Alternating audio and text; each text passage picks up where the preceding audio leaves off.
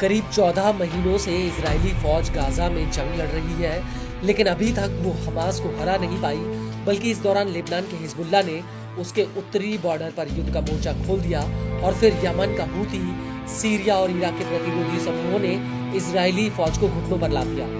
Gaza में हर दिन IDF के कई सैनिक मारे जा रहे हैं और जो सैनिक किसी न किसी तरीकों से इन हमलों से बच रहे हैं, वो एक अलग ही मानसिक तनाव से जूझ रहे हैं और ऐसे हालातों में आईडीएफ के लिए अब लंबा युद्ध लड़ना काफी मुश्किल होता जा रहा है। वो इसलिए क्योंकि इजरायली फौज सैनिकों की भारी किल्लत से जूझ रही है। सैकड़ों इजरायली रिजर्विस्ट और अधिकारी आईडीएफ छोड़ रहे हैं और ये सब कुछ युद्ध के बीचों बीच हो रहा है। दरअसल Israeli news agency Israel Hayom ने अपनी एक रिपोर्ट में कहा है कि पिछले 6 महीनों में 500 मेजरों ने सेना से खुद ब खुद रिटायरमेंट ले लिया। इजराइल हायोम के मुताबिक इन हालातों से निपटने के लिए आईडीएफ को एक अतिरिक्त डिवीजन बनाने की जरूरत पड़ रही है। इजरायली न्यूज एजेंसी का ये भी कहना है कि साल 2022 में 613 मेजरों ने आर्मी को अलविदा कहा। वहीं दूसरी तरफ आईडीएफ के पास नियमित सैनिकों की काफी कमी है, जबकि बचे हुए नियमित सैनिकों के ऊपर युद्ध का बोझ काफी है।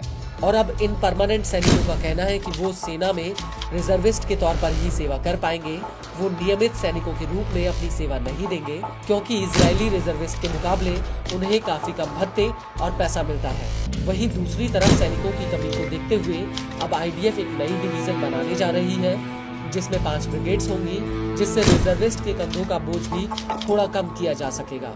इसको लेकर आईडीएफ के चीफ हाजी हालेवी का कहना है कि वो अब एक ऐसी ब्रिगेड बना रहे हैं जिनमें पहले से छूट प्राप्त लोगों को और अपनी मर्जी से आने वाले लोगों को भर्ती किया जाएगा।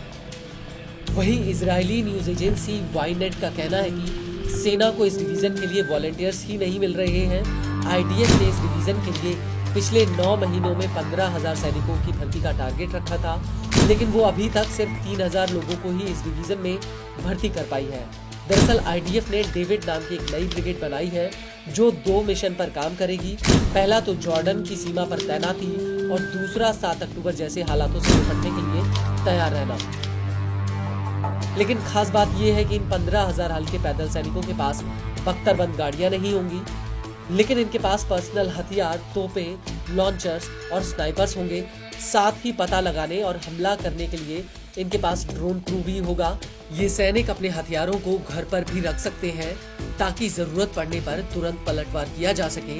वहीं Israeli news agency Israel Hayom का कहना है कि साल 2025 में और भी ज्यादा सैनिक सेना छोड़ सकते हैं और अगर योग्य लोग सेना छोड़ते हैं और उनकी जगह पर आईडीएफ को योग्य लोग नहीं मिलते हैं तो आने वाले वक्त में इजराइल के लिए एक बहुत बड़ी रणनीतिक चुनौती खड़ी हो जाएगी, क्योंकि जंग टैंक और लड़ाकू जेट से नहीं जीती जाती, बल्कि जंग वो लोग जीतते हैं जो इन्हें चलाते हैं।